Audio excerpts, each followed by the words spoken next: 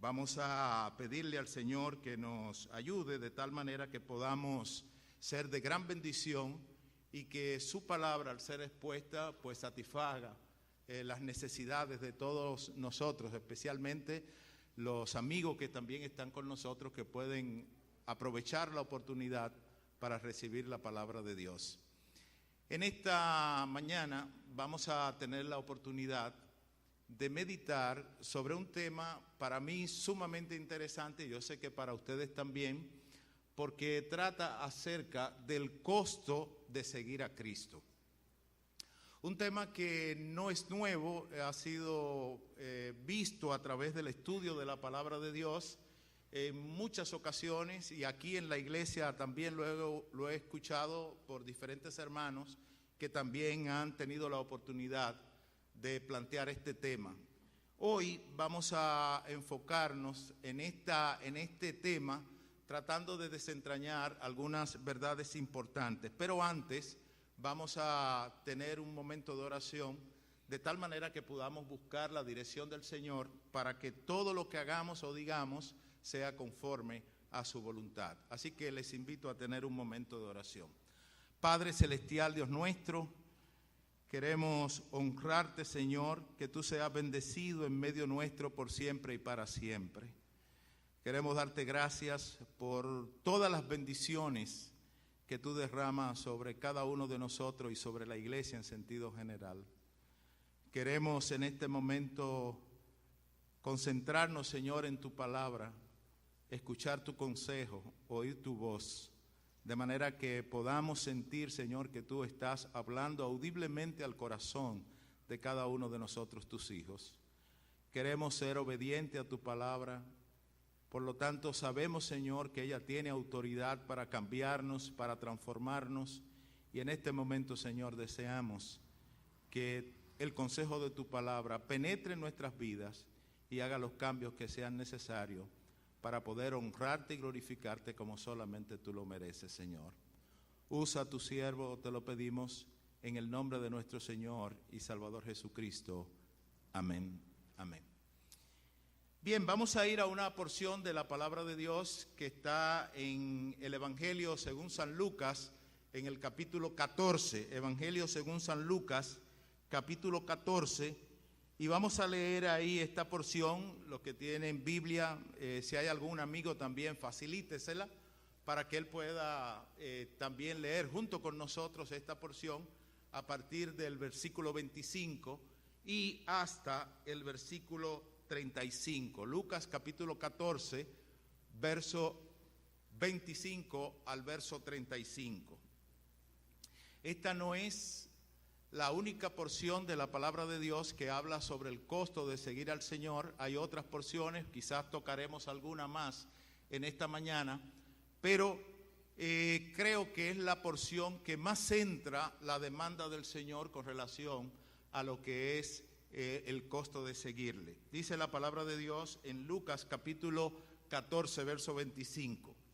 Grandes multitudes iban con él, y volviéndose les decía: si alguno viene a mí y no aborrece a su padre, madre, mujer, hijos, hermanos, hermanas y hasta su propia vida, no puede ser mi discípulo.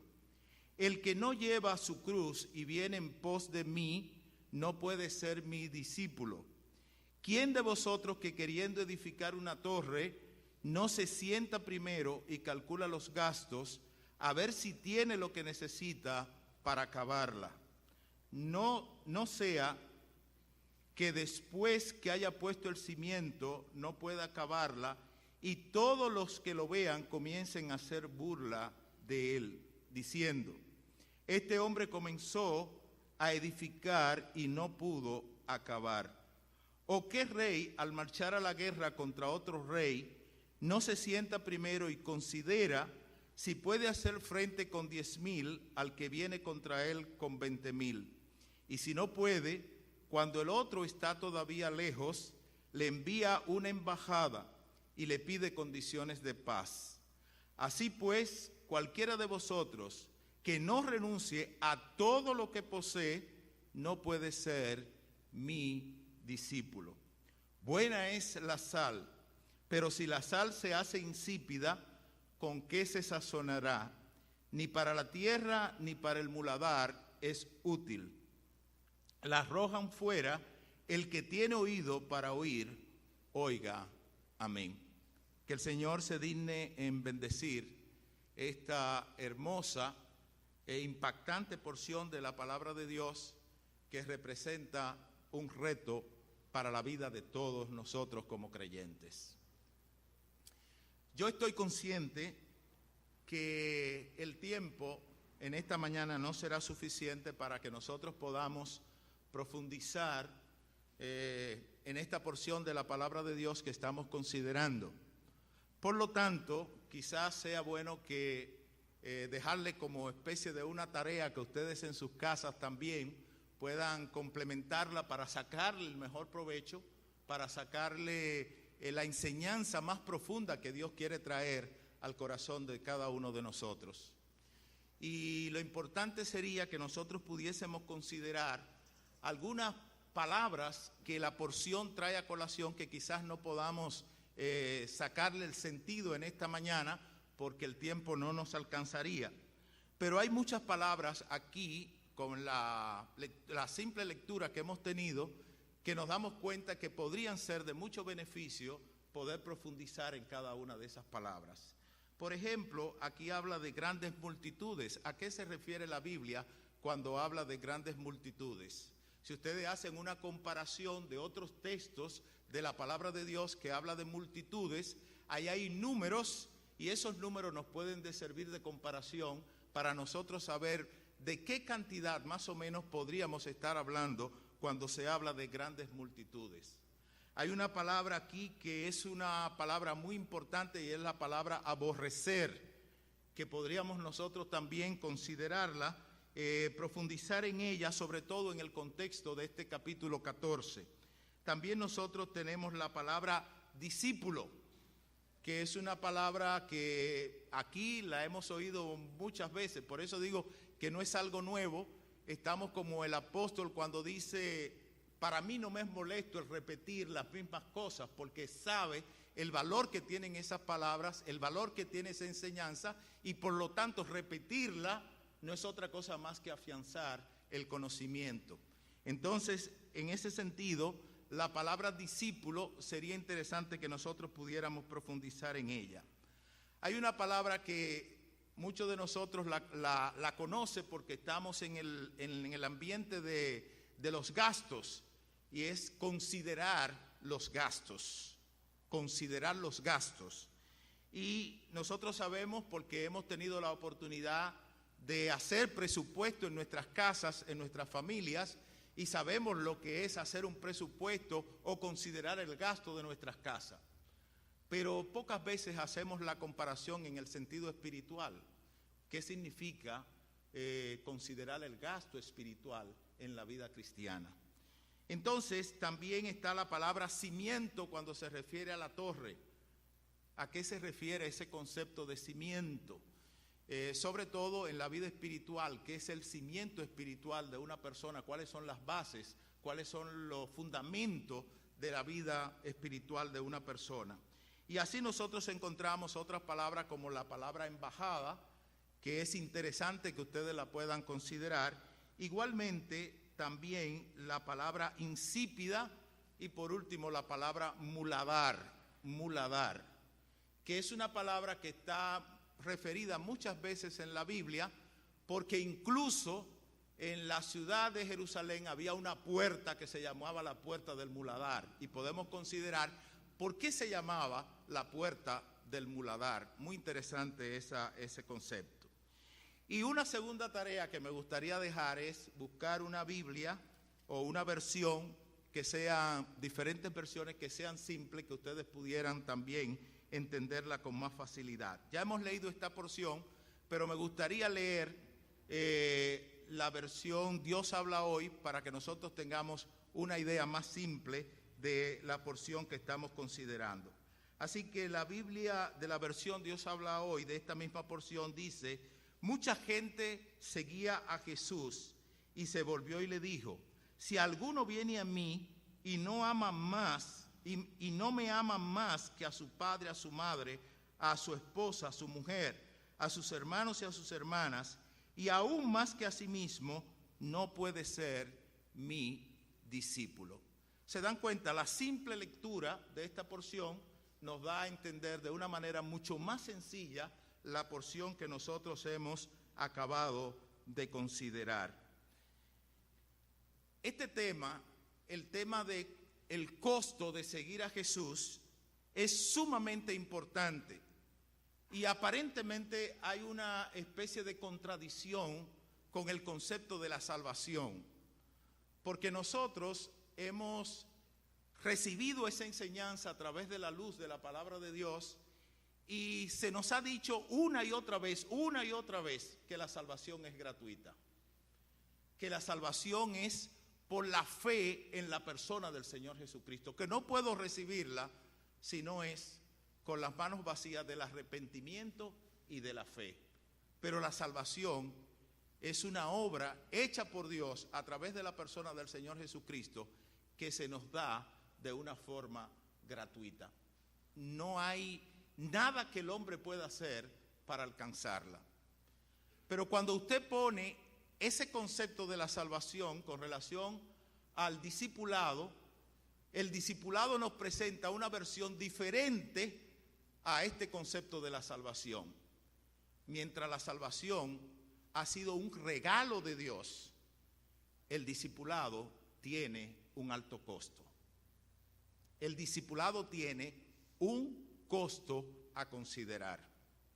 Entonces es importante porque la Biblia nos ilustra de una manera clara y nos quita esa confusión que aparentemente puede haber.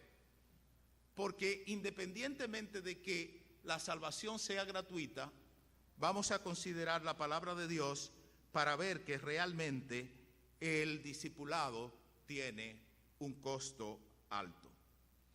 Para poder ser discípulo del Señor, necesariamente tengo que rendir mi vida al señorío de Cristo. Es decir, tengo que dejar que el Señor Jesucristo pase a ocupar un lugar central en mi vida para Él tomar en mi vida la autoridad y las decisiones que sean importantes para mi vida. Y para eso Él ha dejado su palabra y su palabra me instruye con relación a cómo Él quiere que sea mi vida en función del señorío de Él en mi vida. De manera que Él ha determinado cómo yo, como creyente, como discípulo, debo vivir la vida cristiana. Muchos de nosotros a veces piensan, yo debo hacer tal cosa, yo debo hacer esto, yo debo hacer aquello como cristiano. Pero Dios ha dejado en su palabra un concepto claro de cómo yo como cristiano debo vivir la vida. Nos ha dejado su palabra como un manual para que nosotros sigamos los estándares, las condiciones que Él ha puesto para que nosotros podamos vivir el señorío de Cristo en la vida de cada uno de nosotros. Como dijo el apóstol Pablo, mas ya no vivo yo, mas vive Cristo en mí. En conclusión, Cristo nos ha ofrecido la salvación como un regalo, pero el seguirle tiene un alto costo. La clave de esta porción de la palabra de Dios está en tres expresiones que nosotros encontramos de manera frecuente y que nos dan el tema hacia dónde gira o hacia dónde vamos a considerar la porción central de esta que nosotros estamos leyendo. Dice la palabra de Dios en tres ocasiones, en el verso 26, dice: si alguno viene a mí y no aborrece a su padre, a su madre, hijos, hermanas, hermanos, hermanas, y hasta su propia vida, aquí viene la expresión, no puede ser mi discípulo. Y vuelve y la reitera en el verso 27, el que no lleva su cruz y viene en pos de mí, no puede ser mi discípulo. Y luego al final vuelve otra vez en el versículo 33 y sale otra vez la misma expresión. Dice la palabra de Dios: así que cualquiera de vosotros que no renuncia a todo lo que posee, ¿qué dice? No puede ser mi discípulo. Así que ya hemos considerado esta porción en sentido general. Ahora vamos a verla de manera particular. Cada vez que nosotros estamos hablando de la palabra discípulo, evidentemente estamos hablando dentro del contexto bíblico. Por lo tanto, se está refiriendo a discípulo, a una persona que es un aprendiz, que es un alumno, que es un seguidor de Cristo, porque a eso se refiere la palabra de Dios, a una persona que es seguidor de la persona de Cristo. Y es importante que nosotros lo entendamos, porque hay una diferencia entre lo que nosotros consideramos hoy el discipulado y lo que era el discipulado en el tiempo de la persona de nuestro Señor y Salvador Jesucristo. ¿Cuál es la diferencia? Bueno, hoy en día muchos de nosotros consideran que el discipulado es un tiempo de 1 hora, es un tiempo de 1:30 a 2 horas, en la cual la iglesia me instruye acerca de las enseñanzas de la palabra de Dios. Ese es, en términos generales, el concepto que muchos de nosotros, sobre todo los jóvenes de nuestra congregación, tienen acerca del discipulado. Así que muchos jóvenes hoy en día ustedes lo escucharán diciendo: yo voy al discipulado. Y se trata de un espacio de 1 hora. Pero cuando nosotros vamos a las Escrituras, nos vamos a dar cuenta que el discipulado en el tiempo del Señor era sin tiempo definido. Era una persona que había decidido seguir a un maestro, y esa persona dedicaba gran parte del día y gran parte de la noche siguiendo las instrucciones, las enseñanzas del maestro. De manera que eso nos habla que la vida cristiana no es un tiempo de 1 hora, venir el domingo en la mañana, tener 1:30, 2 horas, escuchando el mensaje, alabando al Señor.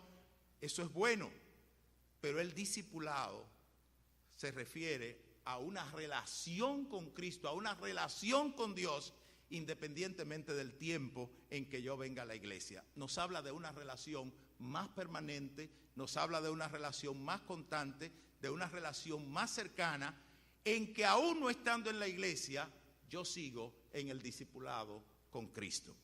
Así que este concepto de discípulo quisiera que nosotros lo internalizáramos en nuestras vidas y estuviéramos conscientes de que donde quiera que yo estoy, yo sigo siendo un discípulo de Cristo. Mira, hermano, la palabra discípulo aparece más veces en la Biblia que la palabra cristiano. Por lo tanto, eso nos hace reconocer la necesidad de una relación mucho más cercana con el Maestro, con el Señor. Nos hace pensar en un tiempo mucho más abundante que el tiempo que nosotros dedicamos simple y llanamente a estar en la iglesia. Ahora, el contexto de esta porción tiene que ver con el Evangelio según San Lucas en todo el sentido general. El Evangelio según San Lucas es el Evangelio probablemente de mayor alcance evangelístico. ¿Ustedes saben por qué? Porque el Evangelio según San Lucas fue escrito especialmente para los gentiles. Y los gentiles eran mucho menos que los judíos. Por lo tanto, el alcance del Evangelio según San Lucas era mucho más extenso en términos evangelísticos. Estaba dirigido de manera directa, específicamente a los judíos. Pero también, cuando nosotros estudiamos el Evangelio según San Lucas, nos damos cuenta que este Evangelio fue dirigido a los niños, a los ricos, a los pobres, a los puritanos, a los recaudadores de impuestos, a los ladrones, a los pecadores, al hombre en sentido general. Es decir, a la humanidad en sentido general, nosotros podemos decir que fue dirigido el Evangelio según San Lucas. El propósito de este Evangelio no es otra cosa más que llamar al hombre a seguir a Cristo. Llamar a cada persona a considerar la necesidad de seguir a Cristo. Sobre todo, la porción que antecede de este capítulo 14 es lo que nosotros conocemos como el pasaje de la Gran Cena. Y este pasaje de la Gran Cena se invitan a muchas personas y algunas de ellas no quieren venir por las razones que ellos exponen. Y esas razones son importantes porque esas razones están hoy presentes en la vida de muchos de nosotros. Hay cosas materiales como la tierra que no nos permite tener una relación de discipulado con el Señor. Y cuando hablo de la tierra, hablo de las posesiones, de las preocupaciones por las riquezas. Pero también hay impedimento con relación al trabajo. En la Gran Cena otros no podían ir porque había condiciones de trabajo que no le permitían asistir a esa cena. Y hoy en día hay muchos de nosotros que condiciones de trabajo no nos permiten tener un discipulado cercano, seguir al Señor de la manera que Él quiere. Pero también hay otros impedimentos, como el caso de la boda. Señor, mira, me acabo de casar y no puedo asistir. También hay relaciones familiares que nos están impidiendo pagar el costo de seguir a la persona del Señor Jesucristo. No sé cuál es la condición que hoy en día te impide cumplir con esa responsabilidad, pero esta porción que antecede al costo de seguir a Cristo nos está hablando de que realmente hoy en día hay muchas cosas que están impidiendo que nosotros asumamos con responsabilidad el costo de seguir al Señor. Ahora, en esta porción en todo el Evangelio de Lucas, hay invitaciones permanentes a la persona a seguir al Señor. Y si nosotros hacemos un repaso general, ustedes se van a dar cuenta que las invitaciones estaban dando resultado, porque de una manera notoria, nosotros nos damos cuenta cómo las personas estaban procurando seguir a la persona del Señor. Dice Lucas capítulo 5 y verso 3, que Jesús estaba enseñando desde la barca de Pedro y grandes multitudes oían al Señor. En el 5:19 dice que Jesús estaba enseñando en una casa donde estaban los fariseos y los doctores de la ley, y bajaron un paralítico por el techo. ¿Por qué? Porque había una multitud tan grande que impedía que el paralítico fuera a entrar por la puerta de la casa. En Lucas capítulo 6, verso 17 dice que la multitud le seguía para oírle y también para que el Señor sanara a los enfermos. En el capítulo 8, verso 4 dice que le hablaba en parábolas a las multitudes. En el 19 dice que sus hermanos y su madre querían acercarse a Jesús, pero no podían. ¿Por qué? Por causa de la multitud. De manera que era algo impresionante lo que estaba pasando con el Señor.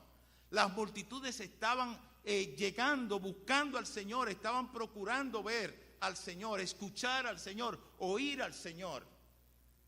Y no solamente son estas porciones. Si ustedes leen todo el texto de Lucas, ustedes se van a dar cuenta que sigue la multitud. Pasamos el capítulo 14, llegamos al 19 y después del 23 y todavía sigue hablando de que grandes multitudes estaban siguiendo a la persona del Señor Jesús.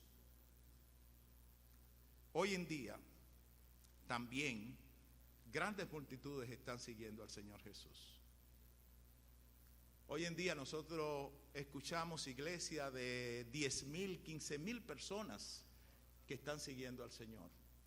Hoy estamos en una pequeña multitud aquí. De manera que hay interés, hay como ese deseo de oír a Jesús, de saber quién es Jesús, de oír acerca de las enseñanzas de Jesús. Y el Señor Jesús quiere que nosotros estemos claros y por eso le va a hablar a las multitudes. Le habló en esa ocasión, ha hablado a través de la historia y hoy nos está hablando a nosotros a través de su palabra, de lo que cuesta seguir a Jesús, del costo de seguir a Jesús. El Señor, antes de esta porción, da podríamos decir, una ligera pinceladas acerca de este tema. Y en Lucas capítulo 9 nosotros encontramos algunas conversaciones interesantes acerca de este tema del Señor Jesús. Dice Lucas capítulo 9, verso 23 al verso 24. Y decía a todos: si alguno quiere venir en pos de mí, niéguese a sí mismo, tome su cruz y sígame. Porque todo el que quiera salvar su vida la perderá, y todo el que pierda su vida por causa de mí, la salvará. Otras versiones dicen, la hallará. Y ahí hay una pincelada, como yo decía, porque el Señor está diciendo, el seguirme tiene un costo, y ese costo puede ser perder la vida. Pero más adelante, en el verso 57 de este capítulo 9, ahí nosotros encontramos otras pinceladas más que el Señor da. Dice la palabra de Dios en el verso 57, yendo ellos, uno dijo en el camino: Señor, te seguiré donde quiera que vayas. Uno como que se adelantó, me parece como a Pedro, ¿verdad? Señor, donde quiera que tú vayas, yo te voy a seguir. Y el Señor se detiene y le dice, eso tiene un costo. Y le dice el Señor, las zorras tienen guarida y las aves de los cielos tienen nido, mas el Hijo del Hombre no tiene dónde recostar su cabeza. El costo de seguir al Señor puede ser que te encuentres sin nada, sin ningún recurso. Puede ser que tenga que darlo todo, o puede ser que no tenga nada, como dijo el apóstol Pablo, como teniéndolo todo sin tener nada. Entonces otro también le dice al Señor, el Señor le dice, sígueme. ¿Y qué le dijo ese? Le dice esta persona al Señor, déjame enterrar primero, deja que vaya primero y entierre a mi padre. Interesante esa porción, porque ahora está hablando del costo de seguir al Señor en medio de una relación familiar, en una relación que tiene un costo significativo para nosotros, nuestra familia, y sobre todo en un momento como ese, en el momento de la partida de mi padre. Y el Señor le dice, en ese momento, deja que los muertos entierren a sus muertos y ven tú, sígueme. Es alto el costo, hermanos. Es alto el costo. Y la tercera ocasión dice la palabra de Dios que entonces otro le dijo al Señor, te seguiré, pero déjame primero que me despida de los que están en mi casa. Se recuerda eso, ¿verdad? Cuando nosotros tenemos que salir del hogar y tenemos que dejar a nuestros seres queridos allí en el hogar. Y se encuentra con el Señor y le dice, mira, yo te voy a seguir, pero dame esa oportunidad de yo despedirme de los que están en mi casa, de los que quiero, de los que amo. Yo quiero que tú me permita despedirme de ellos. Y el Señor le dice, palabras duras, ninguno que poniendo su mano en el arado mira hacia atrás es apto para el reino de Dios. Ninguno que poniendo su mano en el arado mira hacia atrás es apto para el reino de Dios. Miren, aquí el Señor está hablando con mucha fuerza, con palabras claras para que los que le seguían entendieran ese costo. Y esa porción yo no la considero la porción más central como esta porción del capítulo 14 que nosotros acabamos de leer a partir del verso 25. Pero si nosotros nos tuviésemos que quedar con esa sola porción, del capítulo 9 sería suficiente para que nosotros pudiéramos entender el costo de seguir al Señor. Sería suficiente porque esas porciones que hemos leído, esas pinceladas, nos hablan claro de lo que nosotros tenemos que dejar para seguir a Cristo. Pero retomando este capítulo 14, dice la palabra de Dios en el verso 25 que grandes multitudes iban con él y volviéndose les decía. Es como que el Señor iba delante de la multitud y esa gran multitud le seguía. Y en un momento determinado el Señor piensa y dice, todas esas personas que están ahí, o no todas esas personas que están ahí, me están siguiendo porque realmente son o quieren ser mis discípulos. Así que yo tengo que hablarle claro a esa multitud. Si ellos quieren seguirme, tengo que hablarle claro sobre lo que significa el costo de seguirme. Y el Señor se voltea, se vira en la posición en que estaba y de frente habla a la multitud. Y comienza a hablarle de una manera sumamente importante. Quizás algunas de esas personas que estaban ahí estaban siguiendo al Señor porque estaban impresionados, emocionados con el Señor. Emocionado por la predicación, emocionado por la forma con que él hablaba, por la autoridad con la cual él hablaba, impresionado por los milagros que el Señor hacía,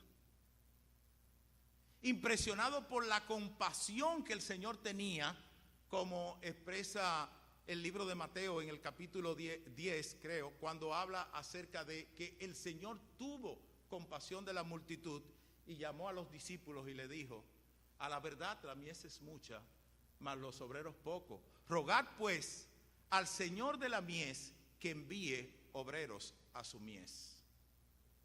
Porque tuvo compasión de la multitud. Y la multitud captó ese sentir del Señor con ellos. Así que la gente seguía al Señor por muchísimas cosas. Probablemente hasta curiosos estuvieran ahí. Personas que no sabían ni siquiera de qué se trataba lo que estaba ocurriendo en ese momento. Pero como dice el refrán, ¿dónde va Vicente? ¿Dónde va la gente? ¿Y cuál es el concepto de este refrán? Bueno, el concepto es una crítica a personas carentes de criterio personal que solo hacen imitar el comportamiento de las otras personas. Y siguen a la multitud por curiosidad, por lo que sea, pero realmente no hay un interés de tener una relación personal con el Señor. Así que muchos curiosos estaban allí. De hecho, dice la palabra de Dios, creo que en Juan capítulo 12, verso 12, que en una ocasión, cuando la gente oyó simple y llanamente que se trataba del Señor, de una vez se añadió a la multitud, porque la gente estaba interesada en seguir a Jesús. Muchos seguían al Señor Jesús, pero no necesariamente para ser su discípulo. Entonces, probablemente pocos estaban allí que eran seguidores del Señor Jesús. Y lo decimos porque la Biblia lo dice, cuando habla acerca de la salvación, dice que estrecha es la puerta y pocos son los que entran por ella. Entonces el Señor está en ese sentido preocupado por esa situación y se tiene que dirigir a estas personas porque no habían tenido un nivel de compromiso con el Señor. No le buscaban para ser sus discípulos, no le consideraban como su maestro, no le consideraban como el Señor, como el Salvador, como el Rey, como el Mesías que Dios había enviado para salvarle. No lo consideraban. Entonces el Señor tiene que en esta ocasión hablar a la multitud. ¿Y qué significa estar en la multitud? Es interesante que nosotros consideremos eso, porque hoy nosotros estamos aquí y probablemente haya personas que estén aquí como si estuviera en medio de la multitud. Entonces, es fácil estar en cualquier multitud, porque la multitud me permite permanecer anónimo. Si hay un grupo de gente y yo me meto ahí, nadie sabe cuál es el objetivo ni mi finalidad. Hoy en día nosotros estamos aquí, pero no conocemos el corazón de cada persona de manera individual, solo Dios lo conoce. Y Dios sabe por qué usted está aquí en esta mañana.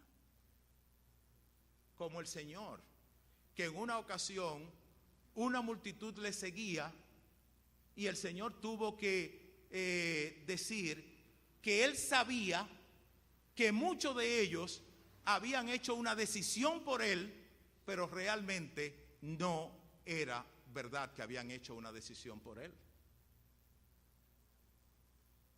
Entonces el Señor nos llama hoy a reflexionar sobre quiénes somos nosotros. Si simple y llanamente personas que estamos en medio de una multitud siguiendo una vida religiosa, o realmente somos discípulos del Señor. En conclusión, puede ser que tú estés en un lugar, pero no esté, porque tu corazón no está ahí. Puede ser que esté, pero no esté. Y aunque no lo creamos, en la iglesia de hoy también se puede apreciar esa actitud. Puede ser que hayan personas que digan que son creyentes, pero en realidad no lo son. Y eso lo encontramos en la palabra. En una ocasión el Señor dijo en Mateo capítulo 7, no todo el que me dice, Señor, Señor, entrará en el reino de Dios. Y en otra ocasión dice la palabra de Dios, hablando sobre una parábola, que los hombres sembraron trigo, pero el malo ¿qué sembró?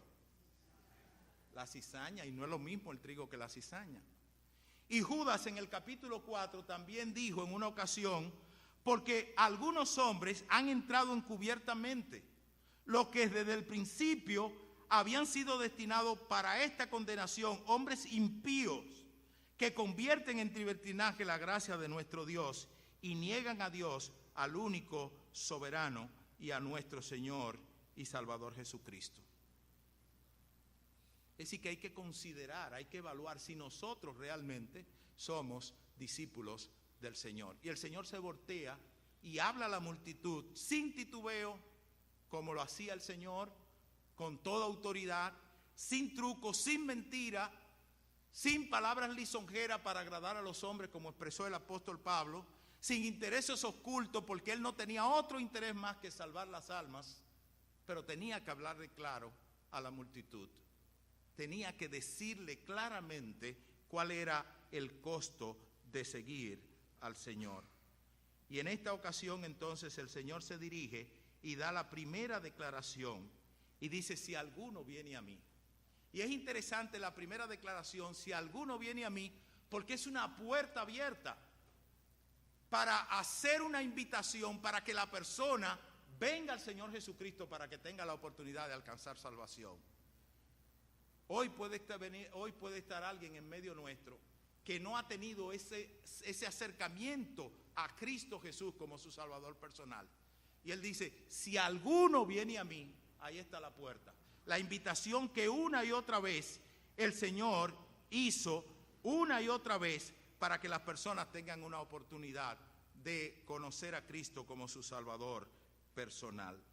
Así que en este sentido, el Señor está una y otra vez hablándole a la multitud. Se dirige a ellos para revelar el costo de ser un seguidor, el costo de ser un discípulo.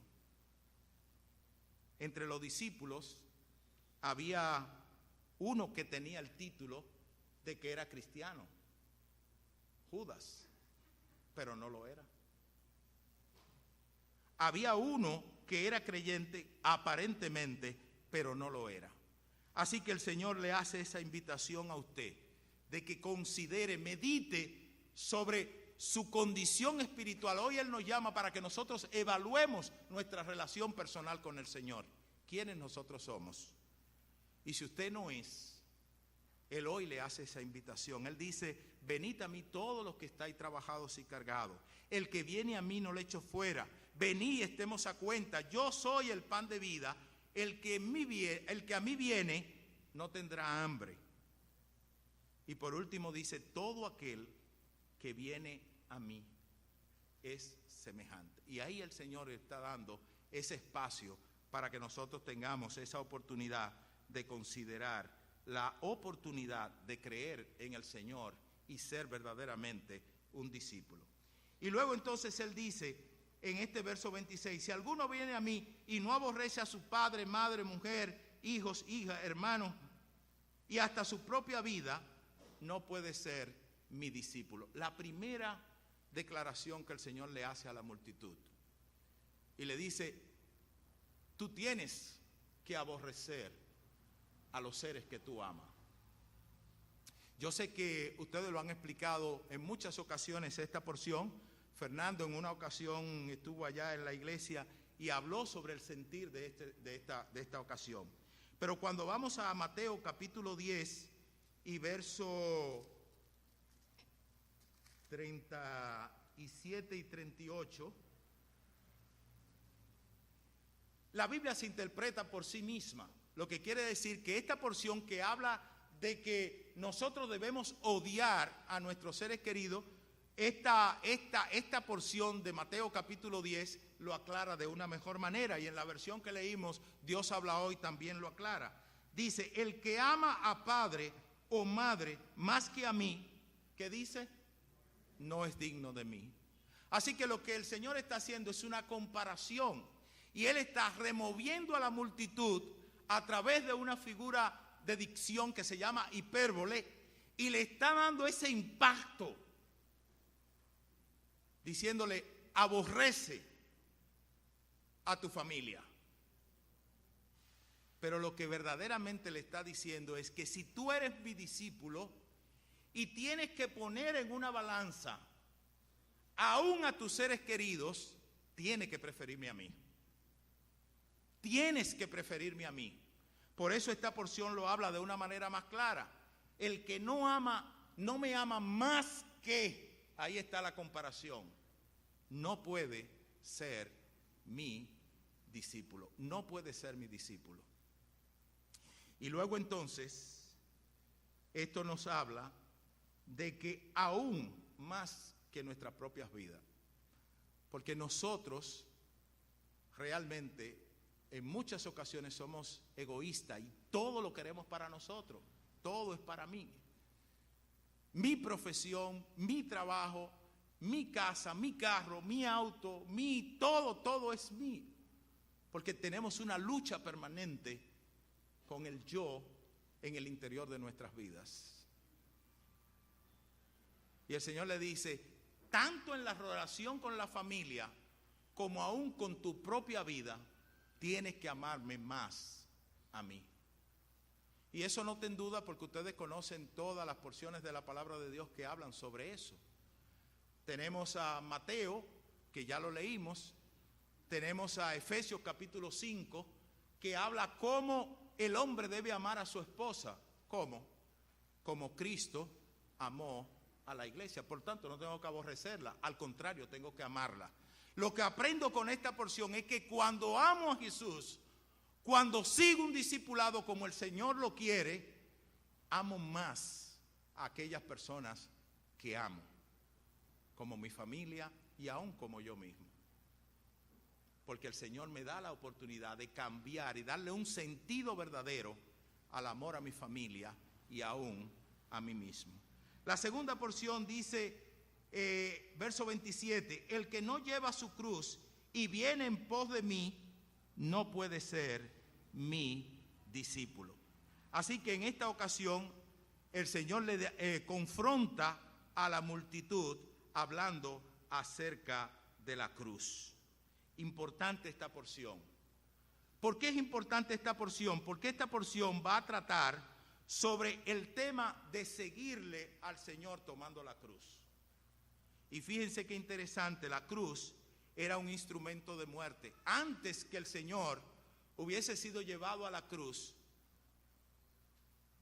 el pueblo la tenía como una ignominia, la tenía como una maldición, tenía a la cruz como un símbolo de vergüenza, como es la silla eléctrica en el día de hoy.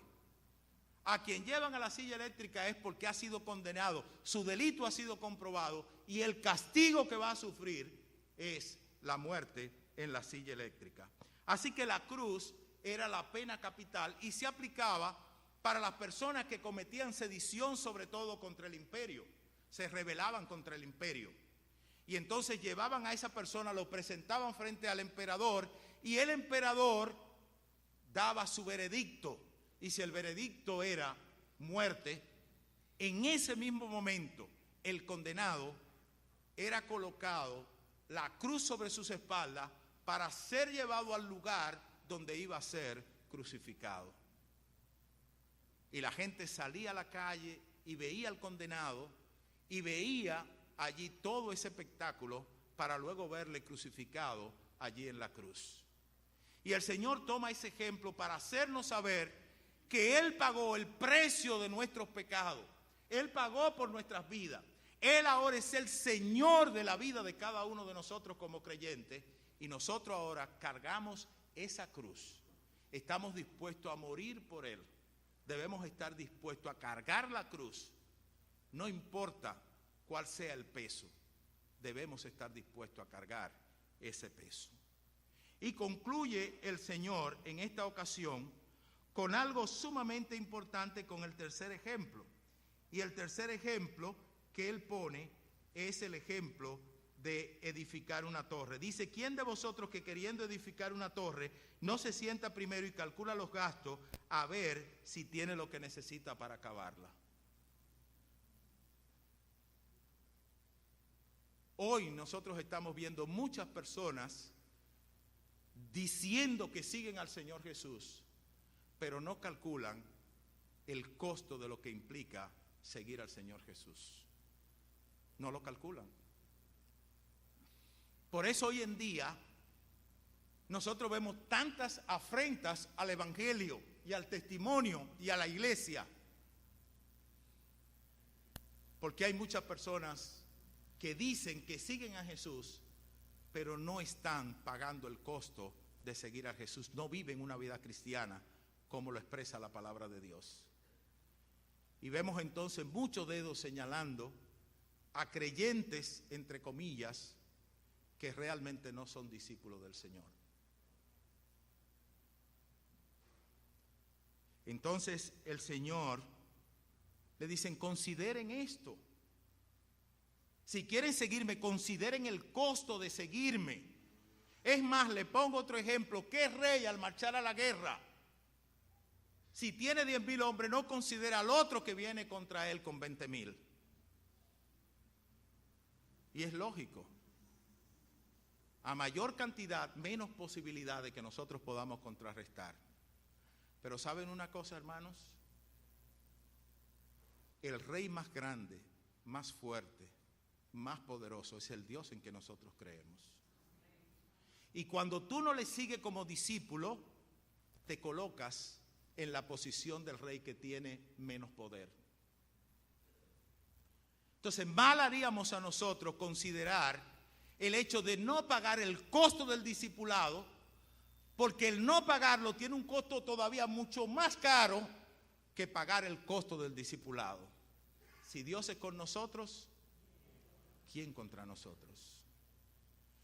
Yo sé que el tiempo nos ha llegado, pero al final Él concluye diciendo algunas palabras. El que tiene oído para oír, oiga. Lo que el Señor dijo, mucha gente de la que estaba ahí ni siquiera lo consideró, porque eran como la sal insípida, que no cumple su función, que no cumple su objetivo, que no sala, que no da sazón. Y cuando nosotros no pagamos el costo del discipulado, no cumplimos con el propósito para el cual Dios nos llamó. Pero otros reafirmaron su poder en el Señor. Otros, al recibir esa enseñanza, tomaron fuerza. Y en esta mañana yo creo que nosotros tenemos que tomar fuerza en el Señor y en su palabra. Y tenemos que considerar qué estamos haciendo cada uno de nosotros como discípulos del Señor. ¿Qué estamos haciendo como discípulos del Señor? Que el Señor nos bendiga y que el Señor nos ayude a que nosotros seamos conscientes de que ser discípulo tiene un costo y hay que considerar el costo a pagar por ser discípulo de Cristo. Que el Señor les bendiga.